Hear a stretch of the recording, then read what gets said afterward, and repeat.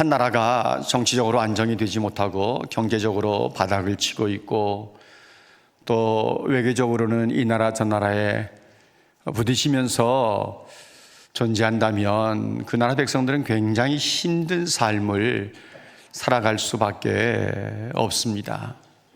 다윗 왕가의 아하스라고 하는 왕이 통치할 때 유다라고 하는 나라가 바로 그러했습니다. 그야말로 민심은 왕에게서 떠났고 나라는 바닥을 치고 있었기에 백성들의 삶이 얼마나 곤고하고 곰핍했는지 모릅니다.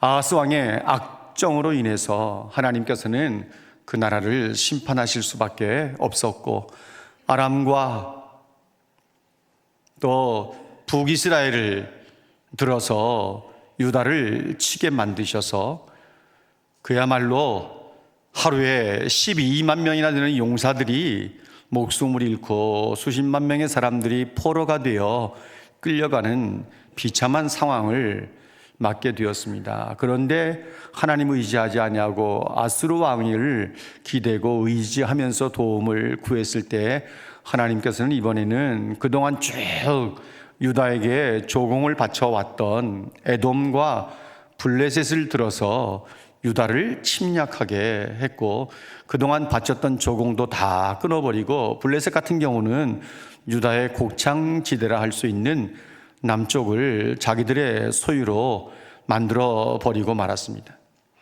그런데도 아하스는 정신을 차리지 못하고 계속해서 아수르 왕을 의지했고 도움을 요청했을 때 그렇잖아도 이 유다의 비옥한 땅을 탐내고 있었던 아수르 왕의 입장에서는 왕을 돕는 척하면서 왔다가 오히려 돕지 아니하고 예루살렘을 에워싸면서 아하스를 힘들게 만들었습니다. 아하스는 성전에 있는 재물, 왕궁에 있는 재물, 신하들의 집에 있는 재물까지 긁어모아 아수르 왕에게 갖다 바쳤지만 아무 유익이 없었습니다. 하나님께서 이 나라를 심판하실 수밖에 없었던 것이죠. 그러면서 아하스는 세상을 떠나고 그 아들 히스기야가 나이 25살에 왕의 자리에 오르게 됩니다. 히스기야가 왕이 되었을 때 북이스라엘은 이스라엘의 마지막 왕 호세아가 왕이 된 지 3년이 되었을 때였습니다. 이때 히스기야가 왕이 되었는데 얼마나 막막했겠습니까?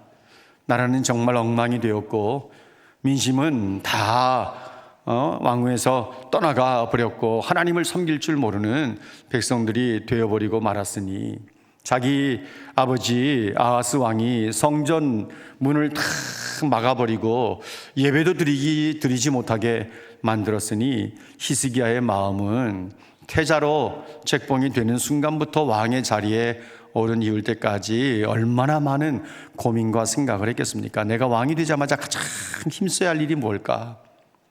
어떻게 하면 이 나라를 살릴 수가 있을까? 굉장히 많은 생각도 하고 고민도 했을 것이라고 생각합니다. 왜냐하면 성전문을 닫아버리고 하나님 앞에 예배를 드려야 할 백성들이 예배를 드리지 못하게 만들었으니 가장 우선적으로 힘써야 할 것은 성전을 정화하고 이 백성들이 하나님 앞에 예배를 드리도록 회복시키는 일이라고 생각을 하고 그 일에 목숨을 걸게 됩니다.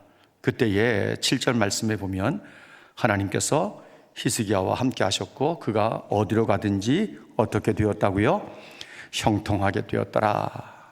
형통하였더라. 이렇게 말씀하고 있습니다. 히스기야는요 다윗의 모든 행위와 같이 여호와 보시기에 정직한 삶을 살았던 사람입니다.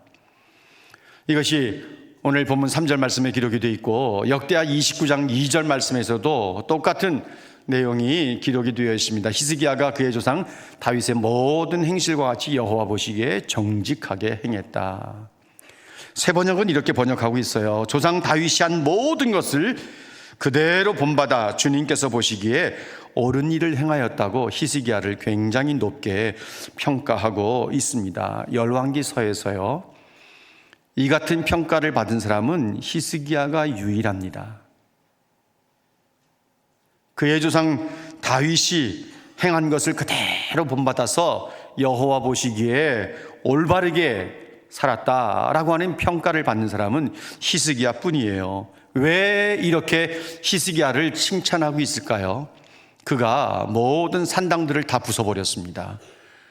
돌 기둥들, 우상들을 다 부숴버렸어요. 아세라 목상을 다 없애버렸습니다. 심지어 모세가 만들었던 놋뱀도 부숴버렸어요. 놋뱀은 하나님께서 뱀을 보내셔서 이스라엘 백성들을 물게 만드셨을 때 장대에 매달아 이 놋뱀을 바라보는 사람들은 살 수 있다고 말했고, 그래서 모세는 놋뱀을 만들어서 장대 위에 매달았고, 뱀에 물린 이스라엘 백성들은 놋뱀을 바라보는 순간에 다 죽지 않고 목숨을 구할 수가 있었습니다. 수백 년의 세월이 지났는데도 지금까지도 여전히 이 놋뱀을 기념하고 놋뱀 앞에서 분향하는 사람들이 있었기 때문에 실제로는 하나님께서 뱀에 물린 사람들을 살려주신 것이고, 하나님께 기념하고 하나님께 감사하는 삶을 살아야 했던 이 백성들이 오히려 이 구리뱀을, 장대에 매달려 있는 놋뱀을 기념하고 놋뱀 앞에서 분향하는 삶을 지금까지 살아왔기 때문에 히스기야는 과감하게 제거해버리고 말았습니다. 그리고 그가 하나님을 의지하기 시작했는데 5절 말씀해 보시면 그의 전후 유다 왕들 중에 히스기야 같은 왕이 없었다고 말합니다. 하나님을 의지하는데 다윗 이후로 히스기야처럼 하나님을 의지한 왕이 없었다고 말합니다. 물론 아사도 있었고 여호사밧도 있었고요, 또 요아스 왕도 있었지만, 요아스 왕 같은 왕들도 있었지만 이 왕들도 하나님을 온전히 의지하지 못했어요. 의지하다가 나라가 강력해지면 교만하게 되었고, 선왕이라고 인정받는 여호사밧 역시 마찬가지고 요아스도 역시 마찬가지고, 히스기야 같은 왕이 없었어요.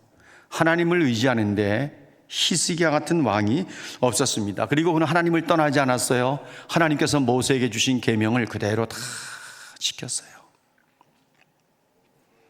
그러니까 하나님께서 함께 해주시는 거예요. 히스기야가 어디로 가든지 다시 한번 어떻게 되었다고요? 형통하였더라. 하나님께서 함께 하시고 히스기야가 어디로 가든지 형통하게 된 것입니다. 다윗 왕조에서 다윗을 제외하고 유일하게 하나님께서 함께 하셨고 형통한 삶을 살았던 왕은 히스기야가 유일해요. 다윗을 제외하고 히스기야 같은 삶을 산 왕이 없어요. 더구나 그는 블레셋을 쳐서 블레셋의 여러 성읍들을 유다의 소유로 만든 제2의 다윗과도 같은 왕이라고 학자들은 말하고 있습니다. 히스기야의 삶이 거의 일평생, 그의 생의 마지막에 와서 한 부분만 제외하고는 거의 일평생 벗어나질 않았습니다. 이 시대를 살아가는 성도들도 이래야 되지 않겠습니까? 여러분, 우리가 히스기야의 신앙과 그의 삶을 이해하기 위해서는 열왕기 하서의 내용만 보면 다 알 수 없어서 역대하 29장의 내용을 봐야 오늘의 말씀과 이렇게 조인이 되면서 성경을 좀 더 우리가 풍요롭게 이해할 수 있게 되는데요. 히스기야가 가장 힘든 것은 예배 회복이었습니다.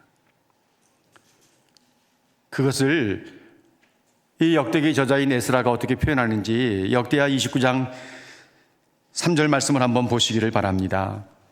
히스기야는요, 자기 나라와 민족을 위해서 가장 우선되어야 되고 가장 힘써야 될 것이 무엇인가를 곰곰이 생각하다가 나라가 정말 경제적인 부분뿐만 아니라 신앙적인 종교적인 부분들, 또 백성들의 민심을 돌아오게 하는 이 모든 것들, 산적한 문제들이 너무 많은 거예요. 그렇다고 해서 모든 것을 한꺼번에 다 해결할 수는 없지 않습니까?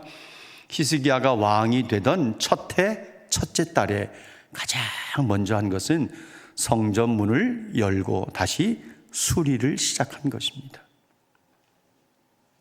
왕이 되었으니 이제 좀 천천히 생각도 해보고 무엇을 가장 먼저 할 것인지 좀 생각도 해보고 고민도 해보고 인력도 좀 모으고 좀 사용되는 경비들도 있을 테니까 좀 모으고 기도해보고 시작하자라고 말할 수 있었을 것입니다. 그런데 히스기야는 그렇게 하지 않았습니다. 왕이 되던 첫째 달에 조금도 주저하지 않고 가장 먼저 할 것은 이미 고민했고 생각했고 판단하고 결정을 내려서 성전문을 열기로 그리고 부서진 것을 수리하기로 했습니다. 왜냐하면 그의 아버지 부왕 아하스가 성전문을 다 닫아버리고 성전 기구의 많은 것들을 파괴했기 때문에 그렇습니다. 성전문을 열고 성전을 수리하고 회복이 돼야 하나님 앞에 이 백성들이 예배를 드릴 수 있을 테니까 하나님의 백성들에게 가장 시급한 것은 하나님과의 관계 회복이고 그렇다면 이 백성들이 하나님 앞에 나와야 되고 나와서 해야 되는 것은 하나님 앞에 예배 드리는 것이기 때문에 히스기야는 왕이 되자마자 첫째 달에 성전문을 열고 성전을 수리하기 시작했던 것입니다. 히스기야의 마음이 누구를 향하고 있었습니까? 하나님을 향하고 있었던 것입니다. 그래서 그는 조금도 주저하지 않았던 것이죠. 하나님께서 원하시는 것이 뭔가? 하나님께서 이 백성들에게 원하시는 것이 뭔가? 우리 조상 다윗에게 언약을 맺으셨기 때문에 이 왕조를 무너뜨리지 않으시는데 우리 아버지가 하나님의 진노를 살 정도로 무시무시한 죄를 범한 가운데 정말 회복되기 힘들 정도로 적의 침략을 당하고 많은 재물을 잃고 백성들을 잃었는데 이런 상황 속에서 하나님께서 가장 원하시는 것이 뭔가? 그는 하나님 앞에 예배를 드리는 것이라고 본 것입니다. 그래서 하루빨리 예배를 회복하고 예배를 드려야 되겠다고 생각하고 성전을 열고 성전을 수리하기 시작했던 것입니다. 이 일에 누구를 가장 먼저 내세운 줄 아세요? 역대하 29장 4절 말씀을 한번 보십시오. 제사장들과 성전 안에서 섬기던 레위 사람들을 불러 모았습니다. 다 불러 모았어요. 사실 영적인 회복은 지도자들로부터 시작되어야만 합니다. 제사장들이 그동안 아하스가 아람의 제단을 보고 아사랴 제사장에게 제단을 만들라고 이야기했을 때 아사랴가 목숨을 걸고 왕에게 바른 말을 했다면 나라가 이 지경이 안 될 수도 있었을 것입니다. 하나님 앞에 이 민족을 위해서 가장 먼저 바르게 서 있어야 할 제사장이 무너졌기 때문에 히스기야는 제사장들을 불러 모았고 제사장들을 도와서 예배를 드리게 하는 레위 사람들을 불러 모았습니다. 여러분 오늘날도 교회에 마찬가지입니다. 목회자, 장로님들, 안수입산, 권사님들부터 영적으로 회복이 되어져야만 합니다. 히스기야는 비장한 각오로 말합니다. 역대하 29장 5절 말씀에 보면 여러분들부터 성결하게 하고 성전을 성결하게 만들고 더러운 것들을 성소에서 성전에서 없애버리십시오. 제사장들부터 레위 사람들부터 성결하게 깨끗하게 하고 성전을 성결하게 만들고 이 안에 있는 더러운 것들을 다 없애버리십시오. 그러면서 왜 우리나라가 이 지경이 됐는지를 말하는데 그 이하의 내용들을 보면 내용을 정리해 보면 이런 것입니다. 우리가 이방 사람들에게 또 놀림거리가 되고 비웃음거리가 된 것은 하나님의 백성이라고 하는 이 민족이 하나님 보시기에 악을 행하고 하나님을 버렸기 때문입니다. 그러면서 또 하나는 말하기를 성전을 닫아버리고 분향을 하지 않고 하나님 앞에 예배를 드리지 않았기 때문에 나라가 이 지경이 되었고 이방 사람들에게 비웃음거리와 조롱거리가 된 것입니다. 이러면서 히스기야가 비장한 각오를 역대하 29장 10절에서 이렇게 말하고 있습니다. 10절 같이 한번 읽어볼까요? 이제 이스라엘 하나님 여호와와 더불어 언약을 세워 그 맹렬한 노를 우리에게서 떠나게 할 마음이 내게 있노니. 히스기야는 자기 민족을 향한, 자기 나라를 향한 하나님의 진노를 자기들에게서 떠나게 할 마음이 있다고 이렇게 말합니다. 이것은 히스기야의 비장한 각오예요. 하나님의 진노가 우리에게서 떠나게 할 마음이 내게 있습니다. 여러분, 오늘의 교회 지도자들과 성도들에게도 이런 마음이 있어야 합니다. 리더십을 가진 모든 사람들, 한 가정을 살리기 위해서는 가장부터가 하나님의 진노를 우리 집안에서 떠나게 할 마음을 가지고 하나님 앞에 바르게 서야 되는 것이고, 교회 리더십을 가진 성도들과 모든 사람들이 합력해서 하나님의 진노가, 교회를 향한 하나님의 진노가 떠나게 하도록, 그래서 성도들이 하나님 앞에 바르게 서므로 교회의 모든 리더십을 가진 사람들이 정신 차리고 바르게 쓰면서 이 나라와 민족을 향한 하나님의 진노가 우리에게서 떠나게 할 수 있어야 되는 것이죠.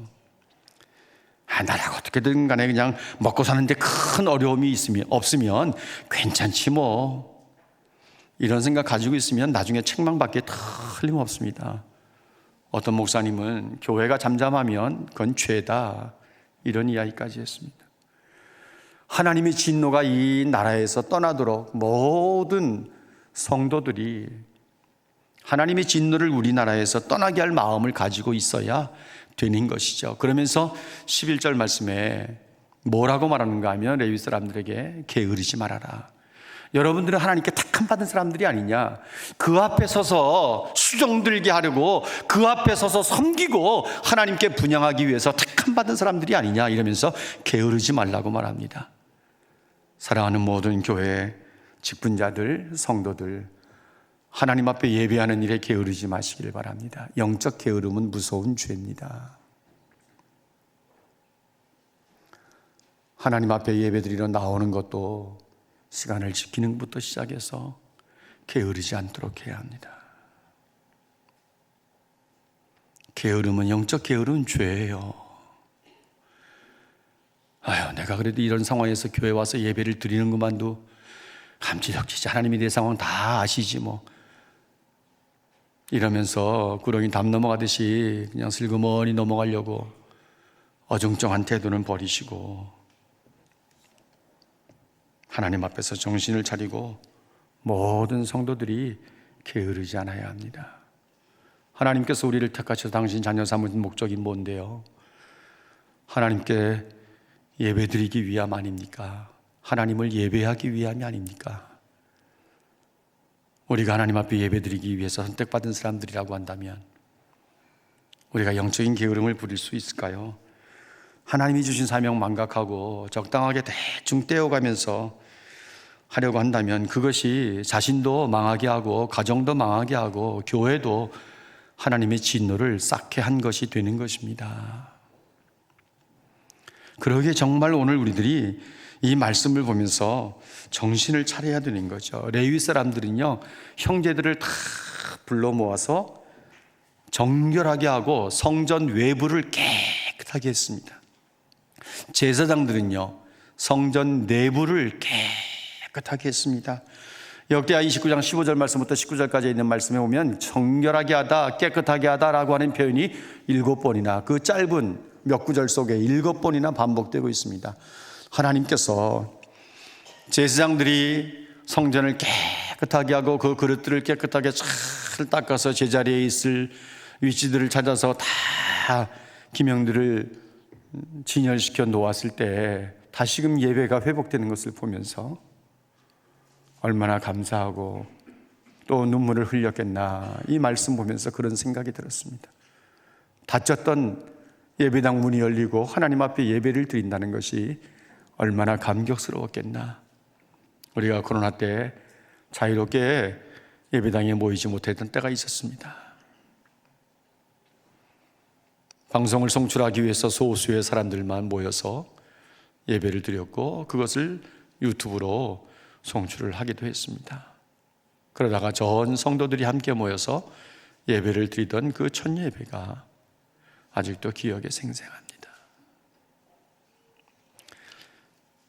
아하스 왕으로 인해서 닫혔던 성전문이 열리고 그 모든 것들이 수리가 되어지고 깨끗하게 닦아지고 정돈이 되면서 예배가 시작되었을 때 제사장들도 그렇고 레위 사람들도 그렇고 얼마나 많은 눈물을 흘렸을까. 여러분 생각해 보세요. 얼마나 이들이 감격스러워했겠나. 히스기야의 마음이 그러했습니다. 그러면서 역대하 29장 21절 말씀에 보면 히스기야는 모든 백성들로 하여금 속죄제부터 드리게 했습니다. 물론 여기는 제사장들이 우선적으로 나서야만 했던 것이죠. 각종 짐승들을 7마리씩 다 준비해서 하나님 앞에 백성의 죄를 대속하기 위한 속죄제를 가장 먼저 드렸습니다. 그리고 역대하 29장 27절 말씀에 보면 이번에는 번제를 드렸습니다. 번제는 희생제물을 다 불태워서 그 향을 하나님 앞에 올려드리는 제사로 하나님 앞에 헌신하며 살겠습니다. 헌신의 의미가 담겨져 있는 제사가 번제예요. 지금까지 신앙으로 살아오지 못한 것을 하나님이 용서해 주십시오. 그러면서 속죄제를 드리고 이제 하나님 잘 섬기며 살겠습니다. 하나님 앞에 헌신하며 살겠습니다라고 하는 의미를 가진 번제를 하나님 앞에 드리고 제사장들과 레위 사람들만 드린 것이 아니라 이번에는 모든 백성들로 하여금 제물을 가지고 감사의 제물을 가지고 백성들 가운데 원하는 사람들이 있다면 번제물을 가지고 또 나와서 하나님 앞에 제사를 드리게 만들었습니다. 그것이 31절입니다. 이럴 때 하나님께서 36절 말씀에 보면 기쁨을 이들에게 주셨습니다. 기뻐하였더라. 참 놀랍지 않습니까? 정말 놀라워요. 히스기야 한 사람의 신앙과 결단으로부터 시작된 이 일이 혼자 다 이루어진 것은 아닙니다. 거기에 지도자들도 함께 동참했고 모든 백성들이 손을 모았기 때문에 하나님께서는 그들의 그 일을 할 수 있도록 도우셨고 그들 모두에게 기쁨을 주신 것입니다. 여러분, 매주일 예배를 드리면서 얼마나 여러분들 마음속에 하나님이 주시는 기쁨을 갖고 돌아가십니까?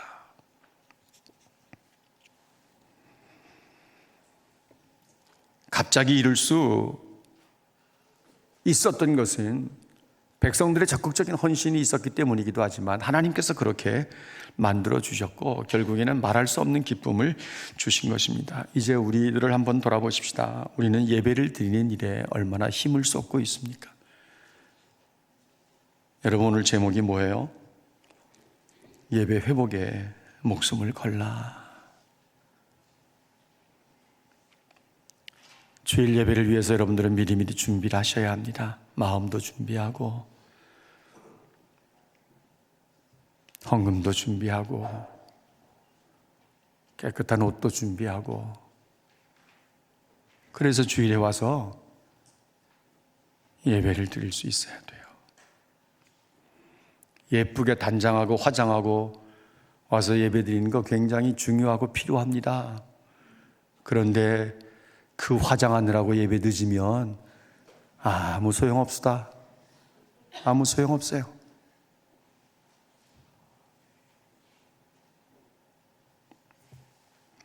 예배에 정말 힘을 쏟아야 돼요. 예배 한 번이 우리의 인생을 바꿔놓을 수도 있고요. 우리의 삶에 하나님께서 말할 수 없는 은혜를 부어주실 수도 있어요.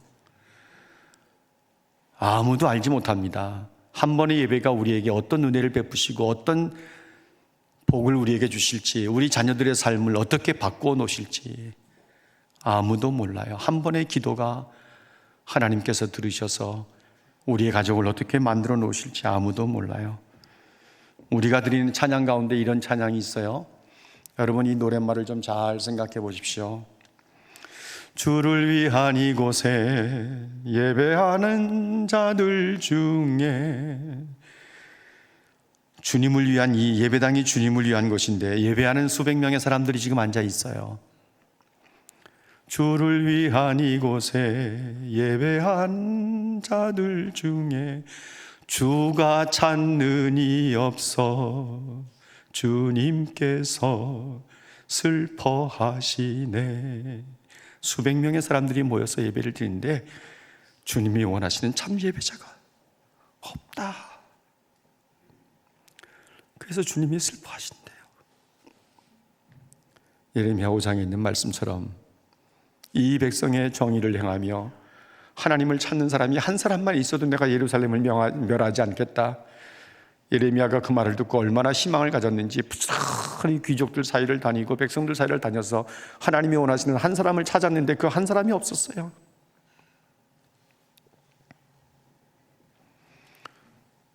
주님이 찾으시는 그 한 사람, 그 예배자, 내가 그 사람 되길 간절히 주께 예배하네. 우리가 그런 사람 되어야 되지 않습니까? 주님이 찾으시는 그 예배자, 그 한 사람 되기를 원해서 간절히 주님께 예배하는 사람들이 되어야 되는 거죠. 여러분, 교회 와서 그동안 실컷 주무시지 않았습니까? 나는 그렇게 생각해. 부족함이 없을 정도로 주무신 분들 제법 계세요. 이젠 좀 정신 차리면 어떨까요? 토요일 날 좀 일찍 주무시고.